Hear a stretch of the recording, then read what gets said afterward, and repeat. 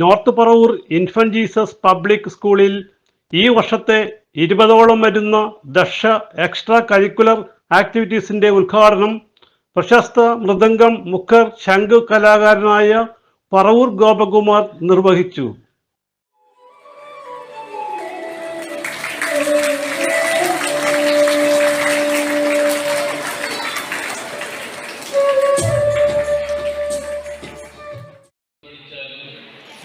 നമ്മളെ ആദ്യം അക്ഷരം പഠിപ്പിക്കുന്ന ആളുകൾ നമ്മളൊരിക്കലും മറക്കില്ല. അത് കലയാണെങ്കിലും എന്താണെങ്കിലും എന്നെ നിലത്തെഴുത്ത് പഠിപ്പിച്ച എൻ്റെ ഒരു ആശാൻ ഉണ്ടായിരുന്നു.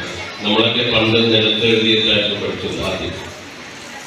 ആ ആശാന്റെ പേര് വരെ എനിക്ക് കൃത്യമായിട്ട് എപ്പോഴും ഓർമ്മയുണ്ട്.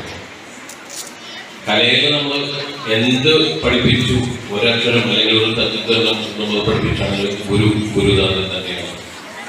ആ ഗുരുവിന്റെ കടാക്ഷം ഉണ്ടെങ്കിൽ മാത്രമേ നമ്മൾക്ക് ഓരോ വേദികളിലും ഓരോ സ്ഥലങ്ങളിലും നമ്മൾക്ക് ഉയർന്നു വരുവാനുള്ള ഒരു സാഹചര്യം ഉണ്ടാവുകയുള്ളൂ. School principal sister Smitha Jose അധ്യക്ഷയായി. ഇതിന്റെ കൂടെ നമ്മൾ സ്കൂൾ ടീച്ചേഴ്സും സ്കൂളിലെ ടീച്ചേഴ്സും ഇൻചാർജായി വർക്ക് ചെയ്യുന്നു.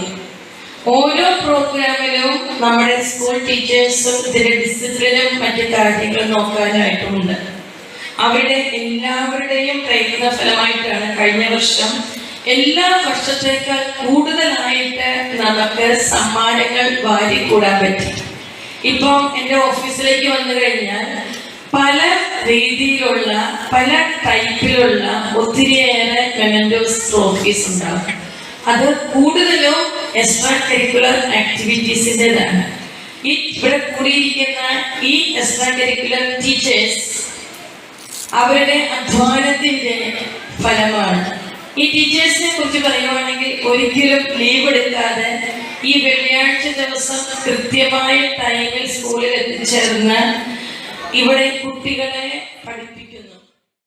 പ്രോഗ്രാം കോർഡിനേറ്റർ ശ്രീജ രാജേന്ദ്രൻ പരിശീലനങ്ങളെക്കുറിച്ച് വിശദീകരിച്ച് സംസാരിച്ചു.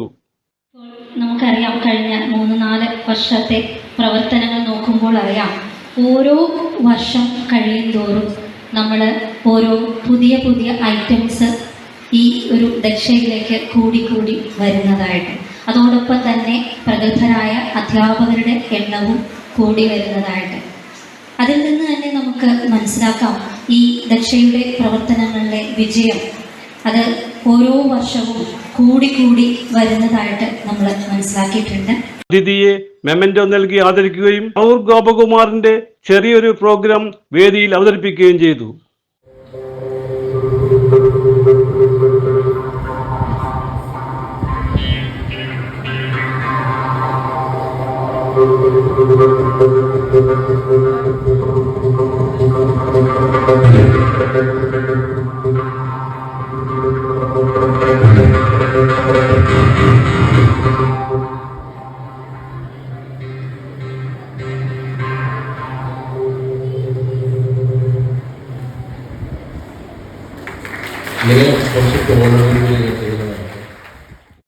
CJ Joy, city voice news bureau, north Paravur.